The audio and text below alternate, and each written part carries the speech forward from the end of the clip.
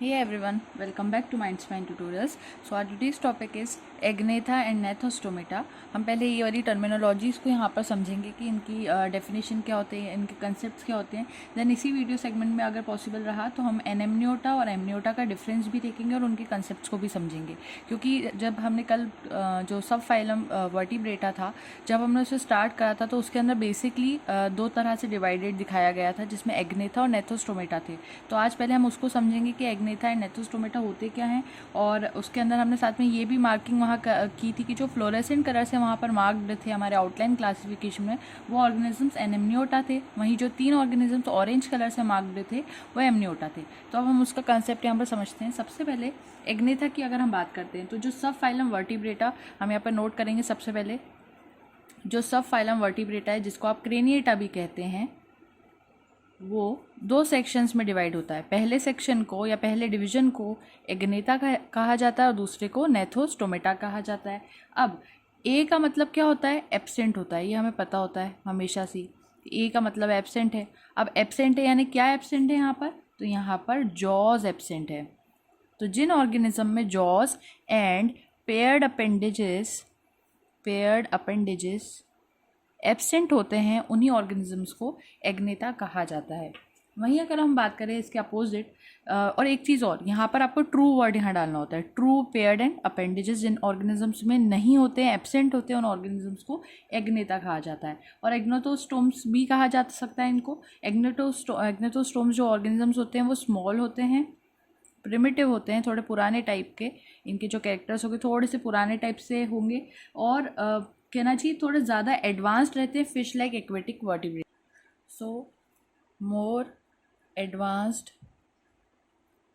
But आना चाहिए पीछे, क्योंकि स्मॉल ऊपर हमने अगर प्रिमिटिव का है तो अगर हम उसी को एडवांस भी करें तो बट लगना ज़रूरी है। But more advanced fish like aquatic vertebrates. So simple से यहाँ पर इसके वर्ड्स समझते हैं हम लोग। एब्सेंट रहेंगे, इसमें क्या एब्सेंट रहेंगे? जॉज और ट्रू पेयर्ड अपेंडेजेस। ये ऑर्गेनिज्म छोटे होते हैं, स्मॉल होते हैं, प्रिमिटिव होते हैं, और थोड़े ज़्यादा एडवांस होते हैं। जैसे कि एक फिश लाइक एक्वेटिक वर्टिब्रेट को आप देखेंगे, उस तरह से ज़्यादा एडवांस भी होते हैं साथ के साथ ये। और इनका ये जो सेक्शन है पूरा एग्नेथा का, इसमें जो ऑर्गेनिजम्स इंक्लूडेड रहते हैं उनके नाम यहाँ नोट करते हैं। सबसे पहले आ जाता है यहाँ पर यूफेनेरिडा। ठीक है, ये सुपर मतलब कहना चाहिए इसके अंदर के एग्जाम्पल्स आप शॉर्ट फॉर्म में समझे तो यूफेनेरिडा। दूसरा यहाँ आता है हेट्रोस्ट्रेसी। फिर उसके बाद आता है एनेप्सीडा। एनेप्सीडा के बाद आता है ऑस्टियोस्ट्रेसी, पेट्रोमाइजोनशिया। अगर आपको इसके नोट्स चाहिए, वो भी कहना चाहिए प्रिंटेड फॉर्मेट में, हैंड रिटन में नहीं, प्रॉपर वे में डायग्राम के साथ अगर नोट्स अगर आप चाहते हैं तो आप जो जीमेल आईडी मैंने मेंशन की है चैनल पे, आप उसके ऊपर कह सकते हैं। उसके चार्जेस रहेंगे। If you want then you can let me know. और उसके बाद आते हैं मिक्जीनोइडिया, प्लेकोडर्माए, इलाज्मोब्रेंची। बहुत सारे नाम है लेकिन हमें पता होना चाहिए। और आ जाते हैं ऑस्टिक थाइस। नोट्स प्रॉपर वे में बनना ज़रूरी है, इसलिए हम इसको नोट करेंगे पूरे यहाँ पर। ये सारे करीब करीब आ जाते हैं, तो ये इतने काफ़ी है। करीब 9 ऑर्गेनिजम्स के नेम हो रहे हैं। 1 2 3 4 5 6 7 8 9 हो रहे हैं। यूफेनेरिडा की बात करें तो ये सिलूरियन जो पीरियड था उसके अंदर दिखाई दिए थे, जिसमें एग्जांपल जेमोइटियस आप कह सकते हो। ऑर्डोविशियन पीरियड में ये वाले ऑर्गेनिजम्स दिखे थे, और ऑर्डोविशियन से डेवोनियन पीरियड आप कह सकते हो यहाँ पर। इसके एग्जाम्पल में टेरास्पिस लेंगे एग्जाम्पल। एनेप्सीडा सिलूरियन से डेवोनियन पीरियड तक की बात हुई। राइनोकोलेपिस यहाँ एग्जाम्पल आएगा। यहाँ सिलूरियन से डेवोनियन पीरियड था। हेमीसाइक्लेप्सिस यहाँ एग्जाम्पल आएगा। पेट्रोमाइजोनशिया की अगर हम बात करें तो ये रीसेंट पेट्रोमाइजोन जो अभी हम लोग आजकल देखते हैं उसी के बारे में बात हो रही है। मिक्जीनोइडिया भी अभी रीसेंट माइग्जीन की बात हो रही है। प्लेकोडर्माई जो होते हैं यहाँ पर अगर हम उनकी बात करें तो वो डायनिक थाइस होते हैं। इलाज्मोब्रेंचाई जो होते हैं वो कार्केरोडॉन और प्रिस्टिस कोलियोडॉन, ये सारे एग्जाम्पल इसमें आ सकते हैं। ऑस्टिक थाइस के एग्जाम्पल में आ जाएंगे पेलियोनिस्कस, एमिया और लेप्टोलेपिस। ये सारी फिशेज इसमें आ जाएगी। इतने ज़्यादा डिटेल में ज़्यादा ज़रूरी नहीं है, तो सिर्फ हमने यहाँ पर नेम को रीड आउट करा है आपके लिए। अब दूसरी तरफ अगर हम समझे नेथोस्टोम्स के बारे में, जो इसके ठीक अपोजिट होते हैं नेथोस्टोम्स, उनमें क्या चीज़ हो रही है आप उसको देखते हैं। तो नेथोस्टोम्स जो ऑर्गेनिजम्स होंगे, इसको नेथोस्टोमेटा भी आप कह सकते हो, जिसमें जो नेथोस वर्ड होता है, नेथोस, इसका मतलब होता है जॉ, और जो स्टोमा होता है, यहाँ से देख सकते हैं नेथोस्टोमेटा, तो जो स्टोमा वर्ड होता है उसका मतलब होता है माउथ। इसका मतलब क्या हुआ यहाँ पर कि जिन ऑर्गेनिजम्स में जॉज पाए जाते हैं उनके माउथ के एरिया में, उन ऑर्गेनिजम्स को नेथोस्टोमेटा कहा जाता है। और जितने भी यहाँ पे हमने वर्टिब्रेट्स देखे थे, उनके अलावा जितने भी वर्टिब्रेट्स बचे हैं वो बाय डिफ़ॉल्ट नेथोस्टोमेटा के अंदर ही फॉल करेंगे। तो ये वाली चीज़ यहाँ पर हो जाती है इन ऑर्गेनिजम्स में, इसीलिए ट्रू जॉज और पेयर्ड अपेंडेजेस भी पाए जाते हैं। पेयर्ड अपेंडेजेस पाए जाएंगे, इनमें प्रेजेंट रहेंगे इनमें। दूसरी बात जो हमें यहाँ पता होना चाहिए कि इनिशियली जो एग्नेथा थे और नेथोस्टोमेटा थे, इन दोनों को सेपरेट सब फाइलम माना जाता था फाइलम कॉर्डेटा का। यानी जैसे सब फाइलम में हमने 4 देखे थे, हेमिकॉर्डेटा देखा था, यूरोकॉर्डेटा, सिफेलोकॉर्डेटा और वर्टिब्रेटा, तो उसके साथ इन दोनों को भी ऊपर की साइड ही रखा गया था। तो एक तरह से सेपरेट सब फाइला थे ये फाइलम कॉर्डेटा के, लेकिन रिसेंट ईयर्स में इन्हें सुपर क्लासेस ऑफ सब फाइलम वर्टिब्रेटा में डाल दिया गया है। यानी कि मतलब क्या हुआ, ऑलरेडी जो सब फाइलम वर्टिब्रेटा था उसके अंदर इनको रखा गया है। पहले ये खुद के अपने अलग ही सब फाइलम बनाते थे, लेकिन अब ऐसा नहीं होता। तो ये सारे जो हमें बातें पता होना चाहिए थी वो हमने यहाँ पर देख ली एग्नेथा और नेथोस्टोमेटा के बारे में। अब एक चीज़ और यहाँ पर हम डिस्कस कर सकते हैं, अगर इन ऑर्गेनिजम्स को देख ही रहे थे हम, कि नेथोस्टोमेटा जो होते हैं उनके नेम्स क्या हो सकते हैं। तो जो नेथोस्टोमेटा होते हैं फर्दर वो किस तरह से डिवाइडेड होते हैं उसको देखिए। यहाँ पर हमारा फ्लो चार्ट बनता भी जाएगा साथ में। एम्फीबिया, रेप्टिलिया, एव्स, मैमेलिया, ये मेनली इसमें आ जाते हैं 4। और एक और बात जो ज़रूरी है कि इधर ये जितने भी हमने यहाँ पर नाम देखे, यहाँ यूफेनेरिडा से लेकर आप चलेंगे, ये सारे जो नाम जिन्हें मैं टिक कर रही हूँ यहाँ पर, ये सभी चीज़ें टिक करा है। एम्फीबिया को भी लेंगे यहाँ पर, और उसके बाद बचे हुए ये जो 3 हैं इनको अलग करेंगे। तो जिन पे हमने टिक करा है, ये जो जितने भी ऑर्गेनिजम्स है वो एन एमनियोटा है, एन एमनियोटा, जिन पर हमने टिक करा है वो एन एमनियोटा है। वहीं ये जो रेप्टाइल्स, एव्स और मैमेलिया वाले जो हमने अलग ब्रैकेट में लिए हैं वो एमनियोटा हैं। और एन एमनियोटा का मतलब होता है लोअर वर्टिब्रेट्स, और यहाँ पर मीनिंग हो जाएगा हायर वर्टिब्रेट्स। सो अब एक चीज़ और आती है, अब क्वेश्चन ये उठता है कि एन एमनियोटा और एमनियोटा होते क्या, अब उनका कंसेप्ट हम यहाँ समझेंगे।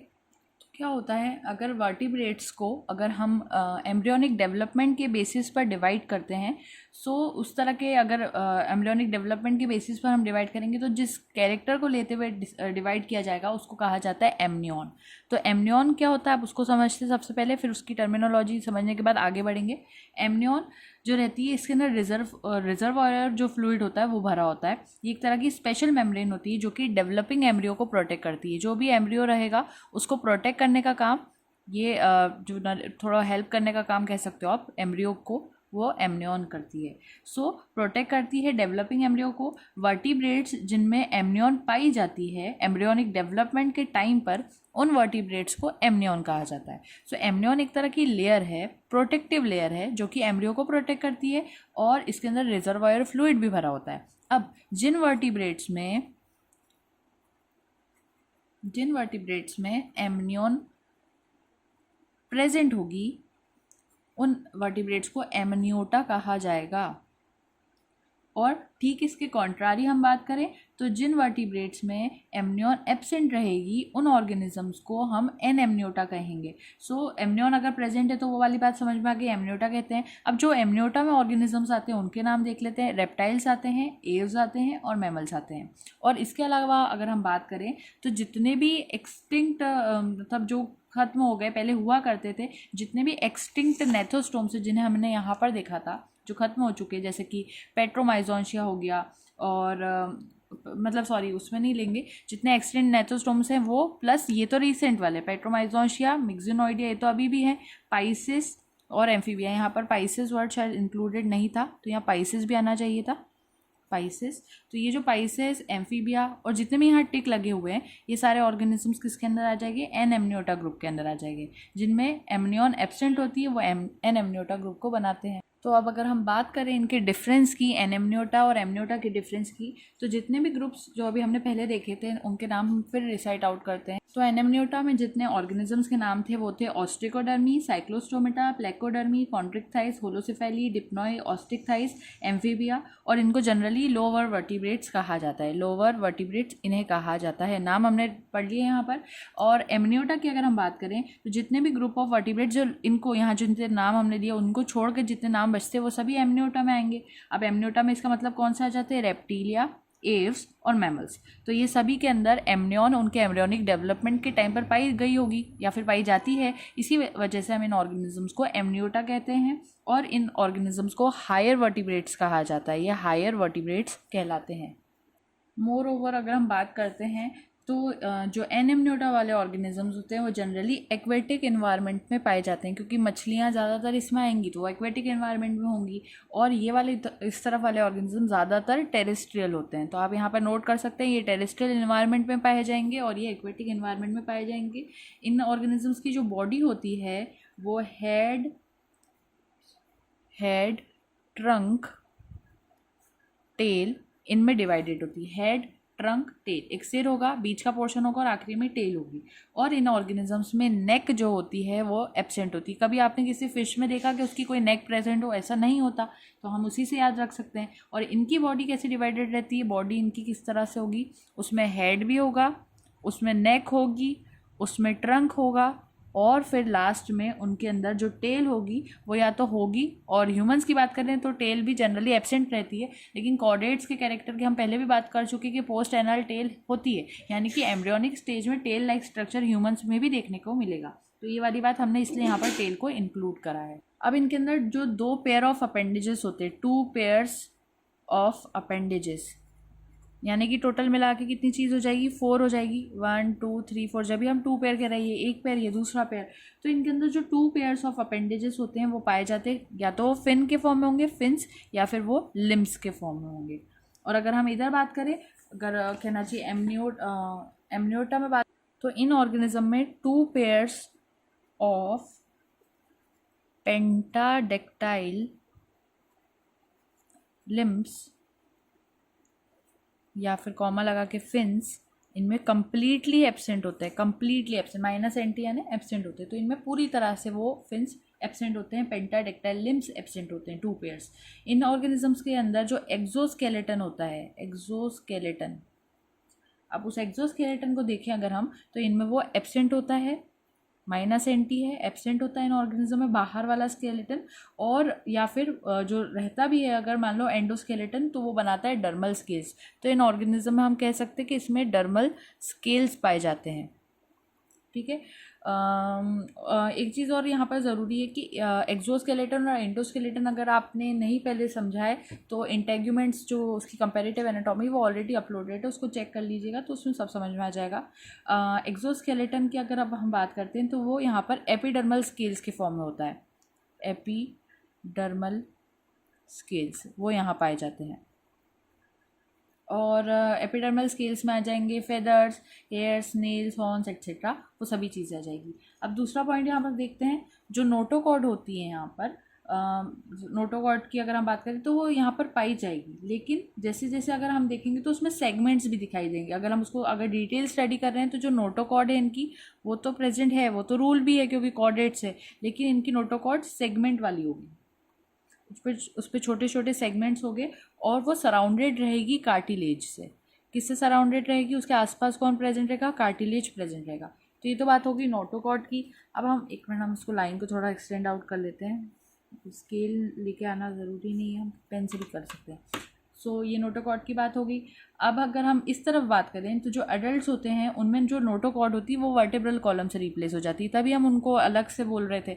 सो इनकी जो नोटोकॉर्ड होती है वो रिप्लेस हो जाती है वर्टिब्रल कॉलम से। और यहाँ पर ये वाली चीज़ है, वर्टिब्रेट्स तो दोनों ही हैं, बस यहाँ पर ये डिफरेंस यहाँ पर देखने को मिल रहा है। और एक और चीज़ कि जो फेरेंजल गिल स्लिट्स होते हैं वो यहाँ पर उनकी थ्रू आउट द लाइफ पाए जाते हैं। ऐसा नहीं है कि क्योंकि फिशेस तो गिल्स के थ्रू ही रेस्पायर करेंगी, सो जो लाइफ टाइम है होगा उनका, पूरी ज़िंदगी जो होगी उसमें गिल्स पाए जाएंगे। वो भी कौन से वाले, फेरेंजल गिल स्लिट्स पाए जाएंगे। और यहाँ पर जो गिल्स होते हैं वो शुरू में होते हैं, बाद में वो रिप्लेस हो जाते हैं या फिर वो बाद में एब्सेंट बन जाते हैं। तो हम यहाँ पे नॉर्मली गिल्स एब्सेंट वाला पॉइंट भी कह सकते हैं। तो ये वाली बात हो जाती है। उसके बाद इनका जो एंडोस्केलेटन होता है, अंदर वाला जो स्केलेटन होता है इनका एंडोस्केलेटन, वो कार्टिलेज का बना होता है, कार्टिलेज। तो ये आई होप समझ में आ रहा हो। और इधर वाले ऑर्गेनिजम्स का एंडोस्केलेटन जो होता है वो बोन्स का बना होता है। कार्टिलेज और बोन्स का डिफरेंस हम जानते हैं, बोन्स हार्ड ज़्यादा होती है, थोड़ी सी मूवेबल होते हैं कार्टिलेज। अगर हम हमारे ईयर्स को देखेंगे तो उसमें कार्टिलेज ही प्रेजेंट होता है, तो उससे एक आइडिया लगा सकते हो। और हैंड्स वगैरह की बोन्स, फिंगर्स की बोन की बात करें तो उसमें बोन्स पाए जाते हैं। तो ये वाला नॉर्मल सा पॉइंट था। इनके जो हार्ट रहता है, अगर हार्ट देखें वो 2 से लेकर 3 चैम्बर्स तक का हो सकता है। यहाँ डैश होना चाहिए था बीच में, 2 से 3 चैम्बर वाला हार्ट इनमें पाया जा सकता है। वहीं अगर हम इसके अपोजिट बात करें यहाँ पर, तो रेप्टाइल्स के अलावा सारे ऑर्गेनिज्म में 4 चैम्बर्ड हार्ट होता है। तो except reptiles all have 4 chambered heart. फिर उसके बाद नेक्स्ट पॉइंट समझते हैं। जो थर्मल एनिमल्स होते हैं, जिन्हें हम कोल्ड ब्लडेड एनिमल्स होते हैं, वो यहीं पर पाए जाएंगे, कोल्ड ब्लडेड होते हैं। और पोइकिलोथर्मस उसका दूसरा नाम है, पोइकिलोथर्मस। अगर इन ऑर्गेनिज्म की बॉडी में टेम्परेचर को देखेंगे तो वो बाहर के इन्वायरमेंट पे कहीं ना कहीं डिपेंड करेगा, और जैसे बाहर का टेम्परेचर चेंज होगा इनकी बॉडी का भी अंदर से चेंज होने लगेगा। तो ये पोइकिलो। इधर वाले साइड पर देखेंगे तो ये वार्म ब्लडेड एनिमल्स होंगे, और इसका दूसरा नाम होता है होम्योथर्मस। इस तरफ हम एनेम्नियोटा पढ़ रहे हैं, अगर ऊपर से दिखाई नहीं दे रहा है तो फिर एक बार रिमाइंड कर देना ज़रूरी है। इधर मीजोनेफ्रिक किडनीज होती है, मीजोनेफ्रिक किडनीज, और इसके ठीक अपोजिट वाला जो पोर्शन होता है वहाँ पे किडनीज मीजोनेफ्रिक या फिर मेटानेफ्रिक दोनों हो सकती है। तो मीजो या फिर मेटानेफ्रिक दोनों तरह की किडनीज इस वाले साइड आ सकती है। फिर उसके बाद यहाँ पर 10 पेयर्स ऑफ क्रेनियल नर्व्स होती है, क्रेनियल नर्व्स 10 पेयर्स होंगे। मैं बाद में इसकी ट्रिक दूंगी आप लोगों को याद करने के लिए। और इधर 12 पेयर्स होते हैं क्रेनियल नर्व्स के। और जो मैंने प्रैक्टिकल वाला सेक्शन स्टार्ट करा है उसके अंदर हम क्रेनियल नर्व्स वगैरह वहाँ पर डिस्कस कर लेंगे। सो एक अलग से वो चीज़ भी कंप्लीट हो जाएगी। इन में जो कॉपुलेटरी ऑर्गन होता है मेल्स के अंदर, वो यहाँ एब्सेंट होता है। तो जो कॉपुलेटरी ऑर्गन होगा मेल्स का वो यहाँ पर एब्सेंट होगा। और ठीक इसके अपोजिट हम बात करें, यानी कि हम लोग अगर एमनियोटा ग्रुप के अंदर बात करें तो सिर्फ एव्स की हम बात करें तो उनको छोड़कर जितने भी एव्स के अलावा जितने भी ऑर्गेनिज्म बचेंगे इस ग्रुप के अंदर, उनमें मेल्स के अंदर कॉपुलेटरी ऑर्गन्स होगा। तो एक्सेप्ट एव्स यानी बर्ड्स, इनके अलावा सब में कॉपुलेटरी ऑर्गन प्रेजेंट रहेगा। ठीक, नेक्स्ट पॉइंट समझते हैं। नेक्स्ट पॉइंट है कि जो फर्टिलाइजेशन होता है इन ऑर्गेनिजम्स का वो एक्सटर्नल होता है, और इन ऑर्गेनिजम्स का इंटरनल फर्टिलाइजेशन होता है। बॉडी के अंदर अगर फर्टिलाइजेशन होगा तो उसको इंटरनल फर्टिलाइजेशन कहेंगे, और अगर आउटसाइड इन्वायरमेंट में फर्टिलाइजेशन होगा तो उसको एक्सटर्नल फर्टिलाइजेशन कहेंगे।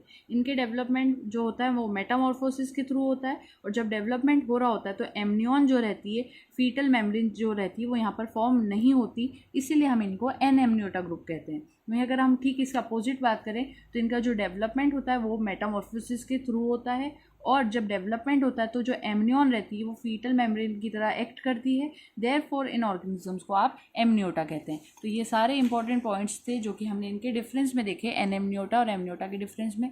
तो lower vertebrates, higher vertebrates, aquatic environment, terrestrial environment, head trunk tail, head neck trunk tail, 2 pairs of appendages पाए जाते हैं, 2 पेयर्स ऑफ पेंटाडेक्टाइल लिम्स और फिन्स एब्सेंट होते हैं।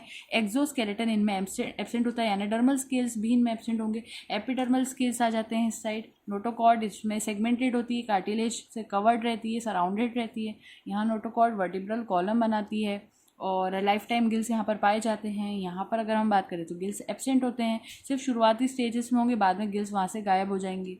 एंडोस्केलेटन कार्टिलेज का बना होता है, एंडोस्केलेटन बोन्स का बना होता है। हार्ट 2 से लेकर 3 चैम्बर तक अलग अलग तरह से वेराई कर सकता है। यहाँ पर रेप्टाइल्स को छोड़कर जितने भी ऑर्गेनिज्म बचेंगे उनमें 4 चैम्बर्ड हार्ट होता है। ये कोल्ड ब्लडेड पोइकिलोथर्मस होते हैं, ये वार्म ब्लडेड होम्योथर्मस होते हैं। इनमें मीजोनेफ्रिक किडनीज होती है, इनमें मीजोनेफ्रिक या फिर मेटानेफ्रिक किडनीज होती है। इनमें 10 पेयर्स ऑफ क्रेनियल नर्व्स होते हैं, इनमें 12 पेयर्स ऑफ क्रेनियल नर्व्स होते हैं। इनमें कॉपुलेटरी ऑर्गन्स जो होते हैं मेल्स के अंदर एब्सेंट होते हैं। इनके अंदर कॉपुलेटरी ऑर्गन्स पाए जाते हैं सिवाय बर्ड्स के। सिर्फ बर्ड्स में कॉपुलेटरी ऑर्गन्स एब्सेंट रहेंगे, बाकी सब ऑर्गेनिजम्स में प्रेजेंट रहेंगे। इनमें फर्टिलाइजेशन एक्सटर्नल होता है, इनमें फर्टिलाइजेशन इंटरनल होता है।